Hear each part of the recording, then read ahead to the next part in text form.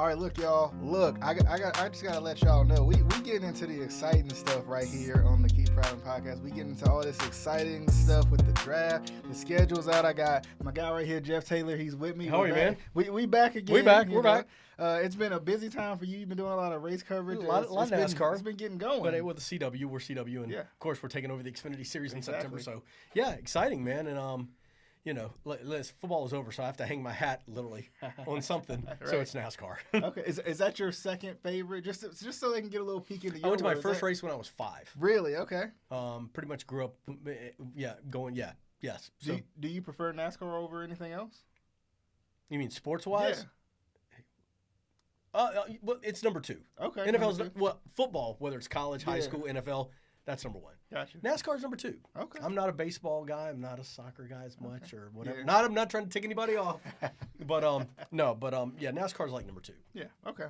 I've been to 1 or 2 NASCAR races in my life, and I don't know. I've never been as a spectator. Right. I've been like as a media member. Sure. So that's always fun because you kind of get the little ins and outs of it a little right. bit. No, so. when you're in the media, you can really kind of get a lot more behind the scenes and stuff like that. So it's kind of cool. Yeah, I definitely agree. But welcome into the Keep Prowling podcast. Let's talk football, right? Let's get into it. But I do like to give everybody a chance to get to know us a little bit as well, because I think it's always fun to know the little ins and outs of everything that's going on. But we're gonna talk about these Carolina Panthers. We're gonna talk about the schedule release. We're gonna talk about the draft because I haven't had a chance to talk about that as well. And it's just been for football-wise, it's been a crazy little couple of weeks with the draft. And you love it, though, man. Yeah. I mean, to me, free agency, and then, listen, training camp will be here before you know it. It will. I mean, the season will be here before you blink an eye. So, yep. But when you get that part of free agency to the draft to the schedule, to me, that's almost, I like that more than training camp. Yeah, that's true. And it's funny. I feel like this is the time. I don't know if you agree, but this is the time that people start to scratch their heads for stories. So these involuntary workouts become storylines because it's like, oh, this guy hasn't been signed, so we got to, what are they doing? Are they like Tua hasn't been to anything in Miami yet? Yeah. So and everybody if it says there's a difference between voluntary and not. Yeah. So. Interestingly enough, let's start with the schedule first because I do want to talk to you and hear your thoughts on not only the draft, but also I'm forgetting about free agency too. A couple of big free agency moves that we've seen the Panthers make too.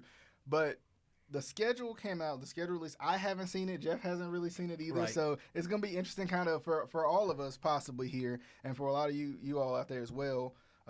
You'll get a chance to hear our blind reactions. Just don't record it and talk to us at the end of the season. We're not gonna look too far ahead, but we're gonna look a little bit ahead just to see exactly what's going on. So starting out for the Carolina Panthers, while you're hitting the subscribe button, because I know you guys are with all the Bay Echo Sports content that's out there. Not only 704 High School highlight, you all over the YouTube and the website. So you are the guy. Thank you. I appreciate it. We're trying, man. I think we did episode 45 or something the other day. So you got that, and you also had the Fast Lane questions as well. Fast Lane's questions. Any all of my the NASCAR motorsports people out there. This is the guy right here. I appreciate it, man. I'm trying. But always good stuff. Let's jump into the schedule. Week 1, we got the New Orleans Saints. So you starting out once again. I think actually last year they started out with the Saints. No, they didn't. It was the Falcons, wasn't it? Yeah, it was Falcons because Tennessee played the Saints. Yeah. So that's the interesting part of it, though. You're starting out with that divisional matchup, right? You're starting out with what it's going to say a lot about the division, even just in week 1, even just early. It's I don't know. I mean, there's pros and cons to having it so early, having a division matchup. Yeah. But also, listen, I like having them early too. Yeah. I mean, got nothing to lose, go play ball. Yeah. And that's kind of where you can kind of get ahead a little bit. You get a lot of division games starting out the season. You can get ahead a little bit in the division because, late in the season, that's when injuries pile up. That's when everybody's tired, everybody's fatigued, everybody's waiting for their bye week too. So, that's going to be the thing too. To start out week 1, once again, another division opponent kind of like they did last year, but this time the Saints. And a tough one at that because the Saints are a tough opponent. Yeah, I mean, they're just such a hard team to figure out. They are. And they're going to live and die by – what, Derek Carr? I mean, the defensive side of the ball, I'm not that impressed with it. Mm-hmm. And the Saints are going to, which Derek Carr is going to show up. Yeah, that's true. And I think I feel like defensively they're always consistent. At least they're always they may not be necessarily top of the league, but they're always aggressive. They're always out there. They're always flying around. So I think it's a tough defense to start out the season. Right. Yeah. So. But I think being on the road is tough. Yeah. I think being on the road is tough. Division game that early on. Saints, listen, the fans are there. Yeah. And so, I don't know. See. Well, are we making predictions? No, not yet. Okay. I just wanted to get it out there for everybody to hear and to see, like, what the Panthers look forward to, and then of course in a couple of weeks we'll really be able to say, right. like, okay. Right. No. It's a tough place to go. Yeah. It is. Then you got the Chargers, who I think everybody expects to take a step not only up, but just, kind of get back to where they've been. That last year was a little off. They had injuries and everything, but, they kind of – it felt like especially early in the offseason, getting rid of Keenan Allen, getting rid of Mike Williams, they were kind of in this weird, like, rebuild almost. But at the same time, you bring in Jim Harbaugh, and – Justin Herbert comes back healthy. You grab a couple rookies, a couple guys here and there. Like, I don't know. I think they take a step back. Okay. I think for the Panthers, they can jump on this. Okay, yeah. I just listen. I like Harbaugh. It's great. Welcome back to the NFL. But I mean, and losing the receivers you lost. Yeah. That's not. I mean, who's a veteran receiver on that team? I can't even name because Quentin Johnston's coming in his second year in the right. league, and he's that's your guy. Yeah. Is that the veteran? I mean, and he struggled a little bit right. last year with drops. Right. So to me, and I've read a lot of stuff early on, and I think a lot of people are expecting the Chargers to take a step back. Yeah, I can see that too, and kind of like you said, I think that could be a good chance to maybe even start the season out not 0-2, but 2-0 for the Panthers. Right. You get a good divisional win to start the year on a team that you really have no idea what team is going to show up. Right. And then, for the Chargers, they're still going to be kind of meshing, I think. Listen, is Jim Harbaugh that much of a magician? I don't know. Yeah. So I think with who they lost, I'm concerned about their offense. Mm-hmm. Defense, I'm not. But the offensive side of the ball, I'm a little concerned about what they're going to do. And to compete against those other offenses, especially in that division. In that division, yes. So that's going to be interesting. Then you got the Raiders, another one of those teams where you just don't know. You don't know who the Raiders are. You have no idea. It's kind of like the Bears you see in Week 5. You don't know who they are yet. Right. So that's going to be the biggest. With Week 3 and Week 5, I'm skipping Week 4 for a reason because that's an established team. That's a team that that's a team that's going to be tough coming in Week 4, especially at home too. So I don't know. You don't know? Okay. Well, so Week 4 is the Bengals. Yeah, but I didn't. Yeah. Joe Burrow's coming off injury. That's true. Mm-hmm. They've lost some weapons. Mm-hmm. And who knows what the T. Higgins situation is by then? By the time the season starts in September. Right. So I'm a little. It's so weird with the AFC right now. There's so many teams that. There's just so many question marks. Yep. And you're talking about the movement of players left and right. Mm-hmm. Tyler Boyd left, Yep. So, is he happy? Is he still going to be that? Who knows? And Joe Burrow, listen, Joe Burrow's the man. I get it. But you're coming off that injury. And everybody says he looks sharp, but, you're talking about. Now, the problem with Week 4 is they've gotten some time to get some momentum going. Yeah. And to get some chemistry going. Mm-hmm. I will say this. The Bengals are a slow starting team typically. So This could be, kind of like we said before, one of those times you kind of jump on the Bengals and, you kind of punch them in the mouth before they see it coming. Right. Because they tend to start slow. For whatever reason, it's just one of those things they do. They get hot as the season goes along, but those first couple weeks, I don't know if it's just meshing, I don't know if it's just getting up to game speed or what it is, but they tend to have a slow start. Well, and is that a coaching deal? Yeah, might be. I mean, who knows? And then, like you said, Week 5 at the Bears. It just depends on who the Bears are at that time. Because last year, the Bears really, in a game we felt like the Panthers probably could take care of business. The Bears found a way to, by hook or by crook, get the win. So it's one of those situations where it's like, where is Caleb Williams at that time? And he's got veterans around him, which is good for him. People, you have hype all the time on number 1 picks. Yeah. Quarterbacks and stuff like that. How many, and don't get me wrong, Now, Bryce, of course, didn't have the weapons Yeah. that Caleb has. Yeah, that's true. But, you still got to welcome to the NFL. Yeah. It's almost like, you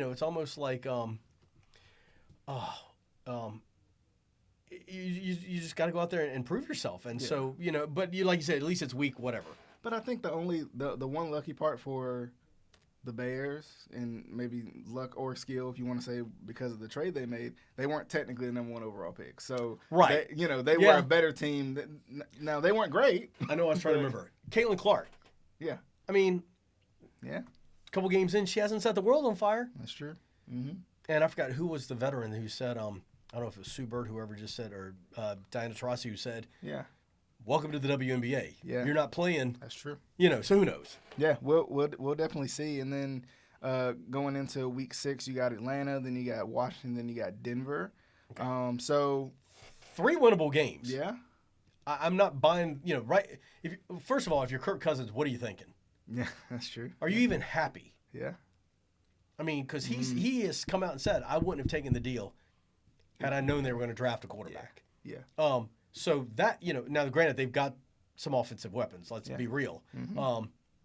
And Kirk Cousins could be the key piece that puts them over the top. It could be. It could be. But also, look at what he did in Minnesota. I mean, he got into the playoff, but I mean, blah, blah, blah. Washington and Denver, 2 very, very winnable games. Yep. 2 teams. I don't even care if they're on the road. You're kind of like, what do we have in these guys, right? Washington's probably going to be starting a rookie quarterback. Denver, probably the same situation. I don't remember who exactly they have. Is it sad that I'm saying who's their quarterback? Yeah, but that's the point. Like that, and that brings in, kind of like you just said, 3 possibly winnable games for the Panthers at that time. Yeah. When the hope would be the Panthers have, gelled and meshed by this point in the season. If you get, a couple wins in those first, 5 games, yeah, you got those 3. There you go. If you cannot start off the same way you started off last season, right, exactly, yeah, exactly. Right. Then you got the New Orleans Saints again, and then you got the New York Giants. The Giants, I think that's winnable. Listen, you're talking about 2 more winnable games. Yeah. I mean, are you really sold on Daniel Jones? Yeah. I mean, the Giants aren't even sold on Daniel Jones. I know. So how can I be? I know. So that's 2 more winnable games. Yeah, and then it's got to be crushing to his confidence too, because at least if, you live by the sword, you die by the sword. You drafted the guy, you stick with him, and you go with it. Yeah, like that's how I feel about it. But I'm not a big fan of dead money. Of a guy just being on the team just to say he was on the team. Like I'm not a fan of that. But agreed. That's just me. But 2 more winnable games. Like you said, what are you going to get? Yeah, that's true. I don't know. And then week 11 is the bye week, so pretty middle of the season bye week, which which isn't too bad. And then you come off your bye week, you got the defending Super Bowl champs, defending back-to-back Super Bowl champs in Kansas City. Now your face here is telling me I don't know. It might be. Listen. You never know, right? Anything is possible. They're a train wreck right now in terms of just the stories that have come out of there and everything else. Yeah. Where's Kelsey's mind? I don't, the Harrison Butker, stuff. I mean, they're I think they had 2 linemen arrested or something. Yeah, Rasheed Rice was arrested. Right, and then so I mean, there's a lot going on, and the Chiefs are prone to losing some of these games that they shouldn't lose. Yes. Right? They did it last year. It kind of propelled them to the run they had, but this is one of those where it's like, I wholeheartedly agree that hey, it would not stun me. Yeah. It wouldn't. Okay. And then you got Tampa Bay, Philadelphia, and Dallas, that being Philadelphia being the one road game in that stretch. So good luck with that one. Yeah, that one. I don't know that Philly I think Philly is going to come out and just be a monster. Okay. I really do. I think that. Do you think they have a bounce back year? Yeah, I think I'd be honest. Even though they won the division. Yeah, no, I mean even more though. I think Philly and Detroit are the 2 teams for me that that are going to be the teams to beat in the NFC. Okay. I think given this 3-game stretch, I think the last 2, of course, are going to be difficult because Dallas is all Dallas. It is especially before we get to the month of January. Dallas is going to be tough, right? They're just they're gonna compete at this point in the season. But, you could catch them in a low period in December because it's December and it's the Cowboys. And, listen, I don't know that there's a quarterback with more pressure on him this year than Dak. Yeah, that's true. I seriously don't. That's true. I think that if he doesn't get to the playoffs, get to the championship game at least, where's he starting next year? Yeah, and then it's interesting because anytime Jerry Jones involved, if it's any type of a mediocre season, well, who knows? Mm-hmm. Yeah. So, I think you just got to see where they're at. Yeah, and that's true. And it's Dallas is one of those teams that's weird too because if you take Dak Prescott, given the QB room behind him, if you take Dak Prescott out of that QB room, they're a completely different team. They don't even they're not even remotely competing. So agreed. It's one of those situations where it's like, is it Dak? Is it the Cowboys as a culture? Right. Because that's what they've been for the past Mike McCarthy? 20 years. Yeah. Too. Could be. Yeah. I mean, yeah. So I'm talking about some bonehead coaching moves and stuff. So who knows? That's true. So I think Tampa I think could be winnable, but Tampa's tough too because Tampa at least showed last year that they can be tough. Well, and they stuck with Baker. I mean, the fact that they said, "Hey, we're going to stick." I mean, that's a lot for a quarterback to hear. I agree. I agree. For them, to have that consistency, there you go. Yep, I agree. And then to end out the season, they got the Arizona Cardinals, they got the Tampa Bay Buccaneers again, and then they got the Atlanta Falcons again. So with Arizona, that's one of those teams where I think they'll be better because they'll be healthier. Last year, Kyler Murray was out for half the season because of the ACL and everything. They did lose Hollywood Brown, but it feels like they always find a way to add weapons around him. I agree. For whatever reason, they just do. Right. And that's probably the way you should do it, but they do a good job of at least giving Kyler Murray weapons. Whether or not, they're used to their fullest potential, we'll see. So that's the thing about that. And then, 2 divisional games, you can end the season. You can end the season pretty well, though. Oh no, absolutely. You can end the season on a hot note if you can get those couple of divisional games, and it's possible. Interestingly enough, the one thing about the Carolina Panthers is they are the lone team with no primetime games this season. Week 18, which depending on if they compete, could be their one. And for me, let me just say something right there on that. You're the NFL. Mm-hmm. You're going with however many networks now, from Amazon to Prime to Netflix on Christmas Day. There is no reason why, and I'm slapping my hands down. There's no reason why no team should not have a primetime game. I agree. Every NFL team should have a primetime game. I like because I would much rather see. Listen to me. I'm gonna make some people I don't need to see Caleb Williams in the Chicago Bears 5 times. Right. What if he's crap? Yeah. Or think about it. I mean, I think I don't know if I feel like every team should have a primetime game, but I think there should be a bigger emphasis on flexing games because, I agree. For whatever reason, last year, because initially I did agree with you, but then I thought about it. I'm thinking about, and you brought up a good point that made me think about something else, was the Jets. The Jets had so many primetime games because of Aaron Rodgers. And Aaron Rodgers got hurt at the beginning of the season. And why NFL? Can't you go in and flex these schedules? I'll never know. Let's mess around. Yeah. I mean, that to me just at least one. I mean, at least one. Yeah. Because you've got, 4 primetime games every week? Yeah. And I think it would be nice for the entire country to at least have they may not see them, but to at least have a focus on, each of the 32 teams. I mean, even if it's a divisional game, if it's the best game of their season. If Bryce Young and the Panthers get out of the gate 5-1 or something. Yeah. Would be one of the best stories in the NFL. People are going to be flying out to Carolina to come watch it. Why would you not show it? Yeah. I mean, Bryce Young and going against Caleb Williams. Yeah. Yeah, I'm surprised that I know it was a problem. We're going to do C.J. Stroud and Caleb, come on. I mean, C.J. had a great year. I get it. And their offense is you just, and it's any given Sunday. You never know. I mean, I'm going to go off of the Titans have one primetime game on a Monday night. Now, what Will Levis, but you got D-Hop, you got Tyler Boyd, you got Calvin Ridley. That trio is crazy. Yeah, it is. And you're going to give them one game. Yeah, that's true. So that's tough. I agree. I definitely think it's tough. Because I would like to see the Panthers in a primetime game. Just sure, absolutely. Even last year it was fun to see. Like I'm like, you stay up and you wait up for these games. Right. Shout out to the Rowling and crew the fact that they don't. the Carolina fans have had nothing to hold on to. Yeah. Give them at least a little bit of throw a carrot in front of them just to dangle in front of them and go, hey, we're going to give you one primetime game. I agree. So the fans can get behind it. Yeah. And there's also, interestingly enough, there's a couple of games that are in weird places. Like there's a Wednesday game because of Christmas. There's two Christmas Day games on Netflix. Yeah.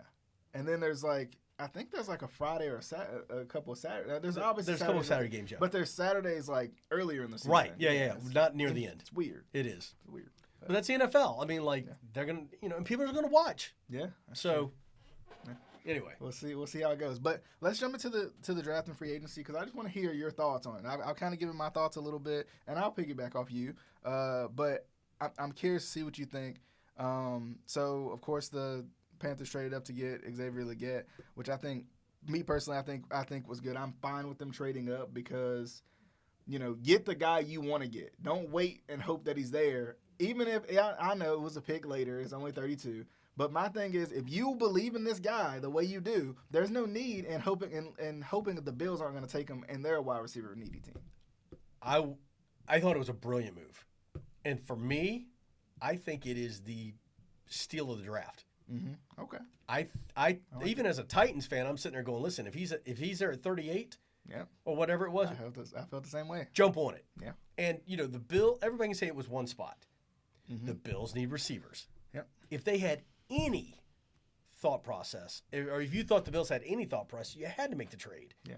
So and if he's the guy you feel like, and now I know that's the tough part about it too, because a lot of people will say, well, there's a lot of talented guys still left. Like Keon Coleman was, he went right after that, and he's really talented. But I'm like, if this is the guy you truly believe in, and you even think that some of these draft picks, unfortunately, aren't going to pan out because you can't hit 100%. Xavier Legette is going to be the next A.J. Brown. Okay, I like that. He gets downfield. He's going to get the balls that are thrown to him. He's fast. He's big. He's strong. Yeah, I mean, to me, if I'm Bryce Young, I'm loving life. Yeah, I'm like that's my boy. Because not only do you have him, and what's gonna help him mature even faster, you got Thielen on the other side. You got Deontay Johnson on the other side. Right. Both guys who've been there and done that and still can. Right, and still draw corners and safeties to them. Yep. So I mean, to me, I said it, and I told Jack Taylor and stuff. To me, I thought it was a steal of the draft. Yeah. I thought it was brilliant. Yeah, I agree. I thought it was too. Running back Jonathan Brooks, I think this is a good one too because this was in the second round because you got a guy with 4.4 40 speed, right? But at the same time, you kind of needed a running back. Yes. You needed somebody to push this running back room a little bit, to push Miles Sanders, to push Chuba Hubbard, right? You needed somebody who's gonna who can light a fire. You need some youth. Because he might be after this year. It depends on what Chuba Hubbard's gonna do. It depends on what Miles Sanders is gonna do. Miles could be gone. Chuba, listen, I love Chuba Hubbard. I do. I think he's a workhorse. I love what he is. But I think what Jonathan brings to the room is just in this, and I hate to say it now, but these the way we're running offenses now. Yeah. Get that fast running back who can line up in the slot. And he can do a little bit. Right, yeah. Exactly. Yep. If you can have a Christian McCaffrey type deal, and this is somebody who lost Derrick Henry or whatever, and we've got Tony Pollard and Tajay Spears. But, dude, I'm getting at, though. I mean, these guys are, offenses now are going to that. Mm-hmm. So, to me, right off the bat, they had two great picks. Yeah. I agree.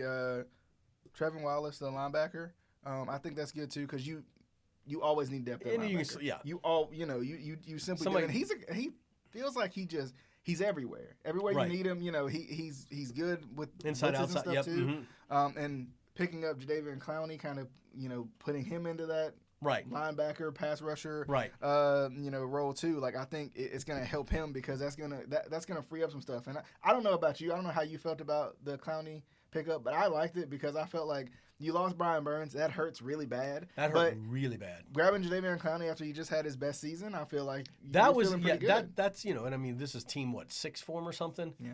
But you're back home. Yeah. So I mean to me, in the name itself, he's like you said, coming off his best year. That's what impressed me the most. Yep. And like you said, anything to kind of, you had to get a spark on the defensive side of the ball. Mm-hmm. You had to get a name. Yeah. So kudos for doing it. I agree. And then the tight end, Jatavion Sanders, I like him too because this is another guy who you bring in for youth, but you also bring in to push your tight end room a little bit because that's where a lot of uncertainties are. I don't know who's going to be starting at tight end this year. It might be him. I mean, I watched film on him and stuff. He's quick. He seems to be always open. Yeah. Well, when I went back and watched some of his tape, his route running for a tight end was kind of like he was very much. He's not Greg Olsen in terms of like size and stuff. But I watched his route running, finding the spots, finding the openings. Yeah. And for a young quarterback, there you go. Yeah. So and think about it. I mean, other than Greg Olsen, like. I don't even know if I can remember the tight ends. Like, was it Tommy Tremble maybe? Yeah. No? Tommy Tremble's one. And Ian? Is that his name? Yeah, Ian Thomas. Yeah. Yeah. But, like. That's it, But of course in the NFL, other than, give me Travis Kelce, like. Yeah. You got. Name me another tight end. You got maybe four that are, right, really exactly. good tight ends. Yeah. It's, I agree. Because it's interesting because I think it was the Bills picked up, I think it was Dalton Schultz. Yes. But they also had Dawson Knox. Knox, who's also right. pretty good. So, I was like, that's interesting. An interesting little take on it. But, so you got that, and then round 5, 6, and 7, so you got Charles Smith-Wade, a cornerback, which I think is needed for depth on this team. Absolutely. Because of the injury history and everything like that. I think you mentioned, too, like a lot of the dime packages and stuff. Yeah. He could run with that. Yeah, that's true. And then Jaden Crumdy, the defensive tackle. I think you can never have enough defensive tackles. Roll them in, roll them out. The Giants made it famous, but there's a reason why they did.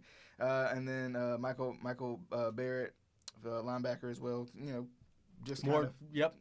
Get in there and fight. That's what you need. You're going to need that. So I think. Did you have an opinion on?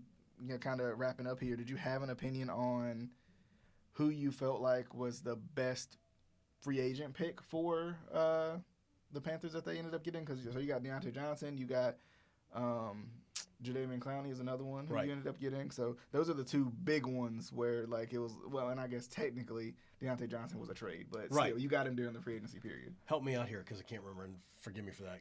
My mind's like. I think those are the big two. Out of those two, what do you think? Deontay Johnson. I think so too. Yeah. I mean, you gotta. He adds that speed element that they just didn't have. Right. Yeah. You gotta have the weapons. And it's funny because Amir Smith-Marset brought that out a little bit. Right. In time, times last year, and you're like, this offense looks pretty good with a little speed on it. Listen. I think you're the offensive lineman you brought in. That's true. Yeah, they did. That's right. They had Robert Hunt. Hunt. Yeah. I mean. Yeah. To me, I was more excited about the offensive lineman. That's true. Than I was, that. I mean, you got to figure that out. Yeah. Because I don't care who you got. If you ain't got time to throw the ball. Yep. So to me, bringing in the two offensive linemen were good, solid picks to bring in. And to me, anything you do to shore up the offensive line. Yeah. And give Bryce some time. Well, and it's funny because. So be it. Interestingly enough, and I don't know why, but I didn't think about the offensive line because they brought in two. They brought in two guards. Right. And I was just sitting there thinking about it, and I'm like, this is good, regardless of if they get another receiver, because they can grab one in the draft, of course, as they did. Right.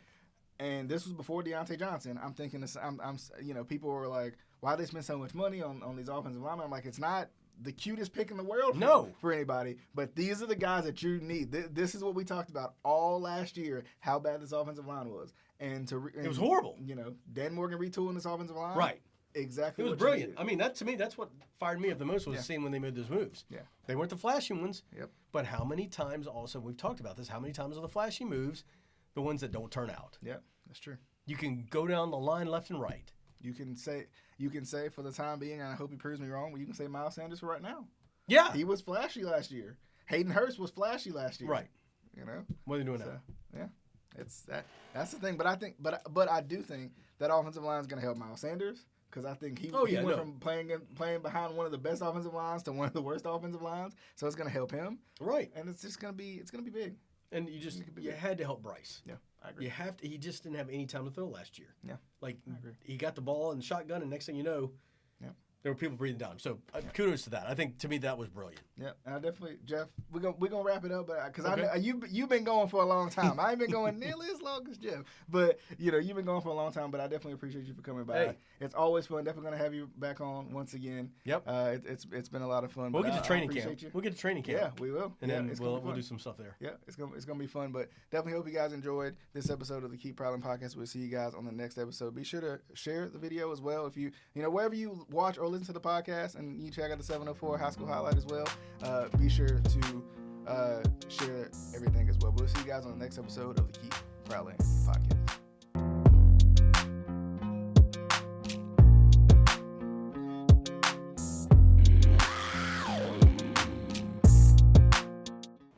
Thank you so much for tuning into this episode, and if you liked it, be sure to give me a thumbs up.